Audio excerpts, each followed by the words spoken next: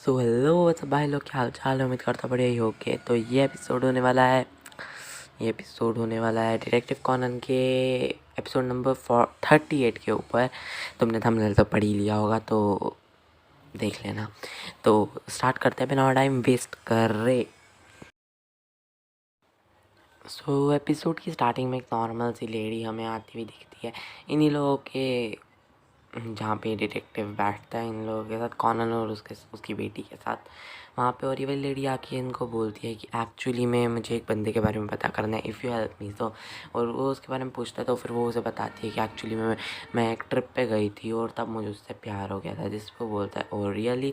और उसके बाद वो उसे थोड़ी बहुत डिटेल्स बताती है, लेकिन उसके बाद उसके हाथ काँपने लग जाते हैं, जो सिर्फ हमारा कॉनन डिटेक्टिव कॉनन देखता है और कोई नहीं देखता। और उसके बाद वो उसे एक पेपर निकाल के देती है, जिस वाले पेपर में उसका स्केच बना होता है ऑफ कोर्स। जिसके बाद वो मतलब इसे सस्पिशियस होता है, और उसके बाद ये उसे फॉलो करने लग मतलब वो बाहर चल जाती है। और उसके बाद ये सोचता है कि यस, अब तो फिर क्या पैसे मिलेंगे और मुझे कुछ नहीं करना, बस मुझे ये नंबर देखना है, मुझे बुक में जाके और मुझे उसका एड्रेस मिल जाएगा, मुझे कुछ करने की ज़रूरत नहीं पड़ेगी। जिसके बाद हाँ, ये उससे बोलता है कि क्या तुम्हें थोड़ा अजीब नहीं लगा, मतलब लोगों की ड्राइंग में उनकी फीलिंग्स होती है, वो कॉनन ऐसा बोलता है। और उसके बाद वो कहता है कि जब वो लेडी अपनी स्टोरी सुना रही थी ना, तब वो थोड़ा काँप रही थी, और वो मुझे स्टोरी भी ऐसी नहीं लग रही कि हाँ वो रियल स्टोरी है। तुम्हें क्या लगता है? जिस वो कहता है कि तुम मेरे काम में दखल अंदाजी दो मत, और मुझे मेरा काम करने दो। उसके बाद वो खड़ा होता है और उस यहाँ से बाहर चला जाता है। उसके बाद ये उसे समझाती है कि तुम उसके काम में क्यों दखल अंदाजी दे रहे हो, मेरे डैड का बिजनेस तुम अपना दिमाग क्यों लगा रहे हो। उसके बाद वो आती है और 16 पेपर छीनती है और अपनी बात को कंप्लीट करती है। तभी कॉनन को वो वाली लेडी का हैंकी दिखता है, जिसको वो उठाता है और उठा के वो बहुत ज़ोर की भगता हुआ चला जाता है। कहते हैं कि मैं बस 2 मिनट में आ रहा हूँ वापस। और उसके बाद वो जाता है ट्रेन स्टेशन पे, वहाँ से वो ट्रेन पकड़ता है। ट्रेन पकड़ने के बाद वो वहाँ से उसके मतलब जिस भी होटल टाइप या जिस भी जगह पे वो रहती थी किराए पे, उस वाली जगह पे रहता है अपार्टमेंट में। और उसके बाद वो वहाँ पे जाके कहता है कि ये रहेंगी, जिस पर वो थैंक यू बोलती है और कहती है कि मैं तुम्हारे लिए कोका बनाया था, जो कि दूध में मिला के कुछ पीने वाला है इस एनीमे में। उसके बाद वो बताता है कि तुम्हारा अपार्टमेंट काफ़ी अच्छा है, तुम कोई काम करती हो। जिस पर हमें पता चलता है वो कोई काम नहीं करती, वो एक बार हॉस्पिटलाइज हो गई थी, उसके बाद से उसने काम करना छोड़ दिया। उसके बाद वो वहाँ पे उस किसी की फ़ोटो देखता है, जिसको वो देखने लग जाए, तो वो उठाती है और कहती है कि ये एक्चुअली में मेरे एक बॉयफ्रेंड की फ़ोटो थी, जो मैंने थोड़ा टाइम पहले ही उसके साथ ब्रोकअप कर लिया, मतलब मैंने ब्रोकअप नहीं किया, वो मुझे छोड़ के चला गया। वो इतना बोलती है।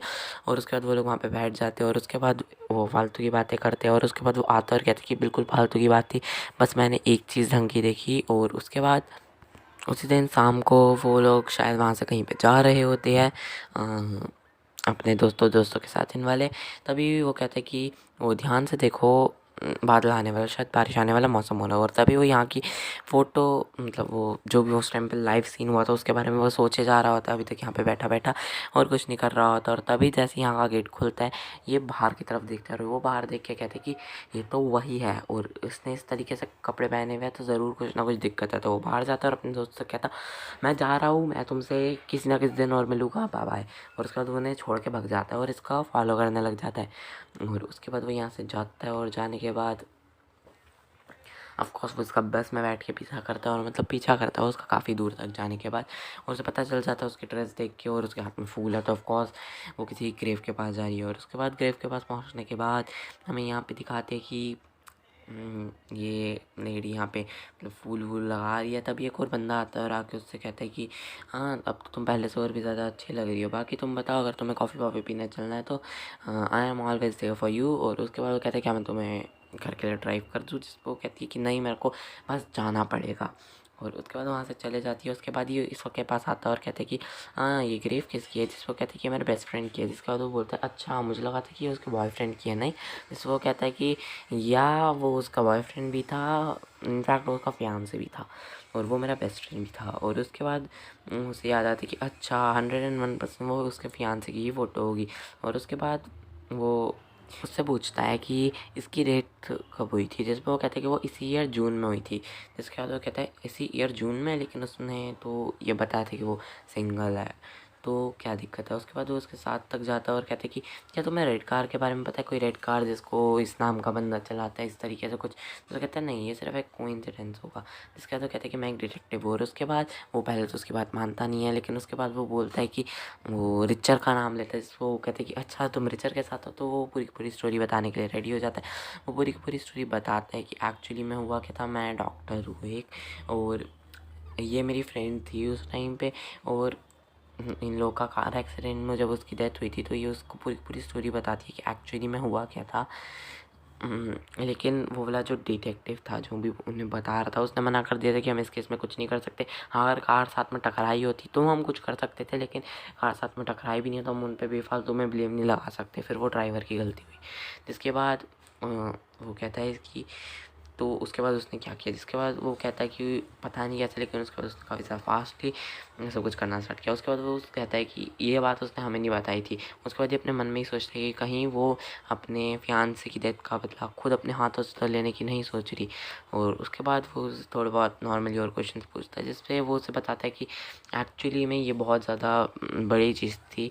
मेरी कल हुआ कि वो 6 मंथ्स में इतना अच्छे तरीके से रिकवर हो गई, जो कि बहुत बड़ी बात थी। इस पे वो समझ जाते हैं कि अच्छा वो 6 महीने में इतने अच्छे से रिकवर कैसे हुई। तो और तभी वो नीचे उठता है और कहता है कि मेरे को एक चीज़ पता चली। और वो उसका हाथ पकड़ता है और उसे खींचता हुआ लेके जाते हैं कि जल्दी चलो, हमारे पास बिल्कुल टाइम नहीं है पर बात करने के लिए।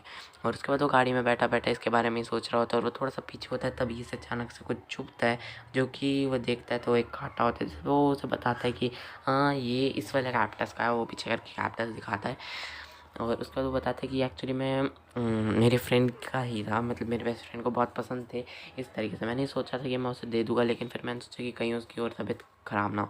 उसके बाद वो कहते हैं कि तुम्हारा घर कहाँ पे, क्या हम बीच में रुक सकते हैं। और उसके बाद ये यहाँ से रिचर को फ़ोन करता है और उससे पूछते हैं कि क्या तुमने उसको दे दिया एड्रेस। जैसे वो कहते हैं हाँ मैं हूँ वर्ल्ड का बेस्ट डिटेक्टिव।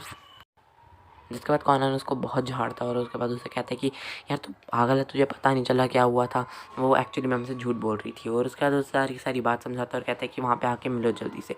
और उसके बाद हमें यहाँ का सीन दिखाते हैं कि ये भी कहीं ना कहीं के लिए ड्राइव तो कर ही रही है। और तभी हमें फ्लैशबैक का सीन दिखाया जाता है जहाँ पे एक ऑफिस में आती है, और ऑफिस में इसका सीनियर इसको इंट्रोड्यूस कराता है सबसे कि ये नहीं यहाँ पे काम करने के लिए आई है। और उसके बाद ये उससे मिलवाता है जिसके अंडर वो काम करने वाली है।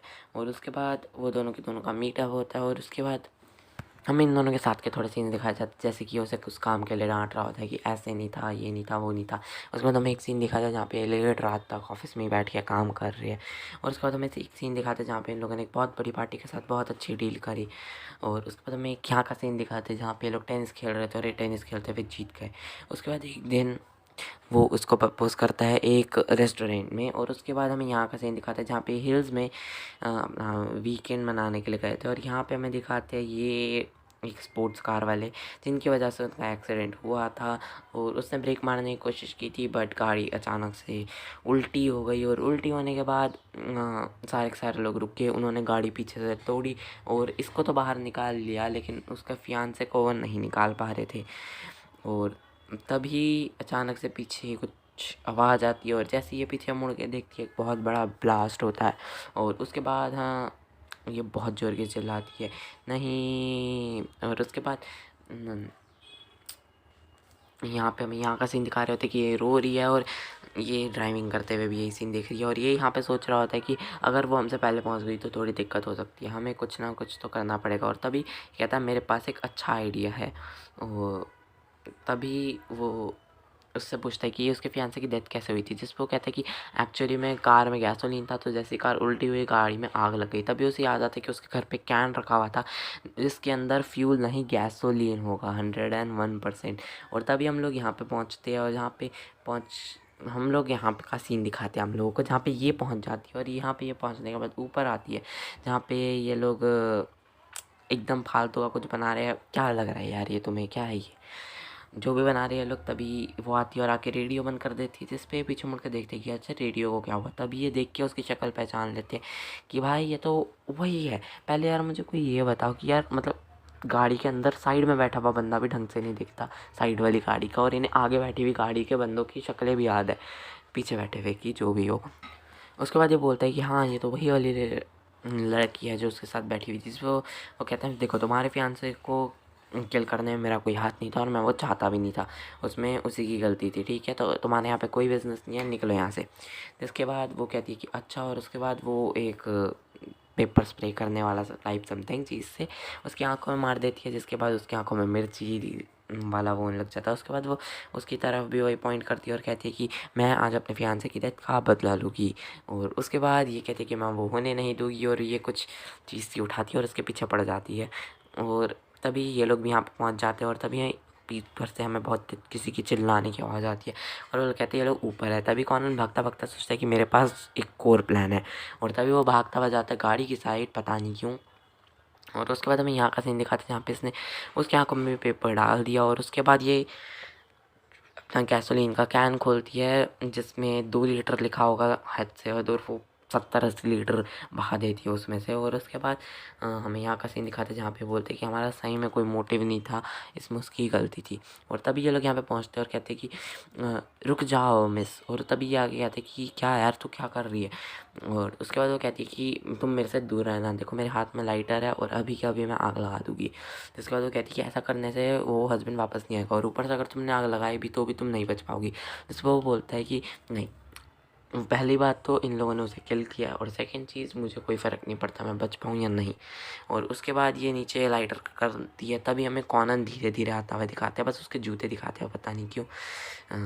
और ओके, अब हमें पता चलता है कि कॉनन एक्चुअली में ये प्लांट्स से लेके आ रहा है। एक्चुअली में वो वाले कैक्टस है जो कि हमें उस वाली फ़ोटो में भी दिख रहे थे, तब ये छोटे थे, अब ये बड़े हो गए। और उसके बाद इन कैक्टस के बारे में थोड़ी बहुत चीज़ें बताते हैं कि ये वाले कैक्टस एक्चुअली में क्रिसमस कैक्टस भी बोलते हैं, क्योंकि ये सर्दियों में ही आते हैं, और काफ़ी सारी कंट्रीज़ इसको क्रिसमस के प्रेजेंट के तरीके से भी इधर उधर पास करती है, जिसको देखने के बाद ये रोने लग जाती है। और उसके बाद ये बताते हैं कि हाँ, ये सारे के सारे मेरे घर पे रखे हुए थे, और मैंने इसलिए नहीं तुम्हें दिए थे ताकि तुम वो वाली बातों को दोबारा से याद ना करो। और उसके बाद स्काई ऐसा सा होने लग जाता है, मतलब एंडिंग होने वाली है।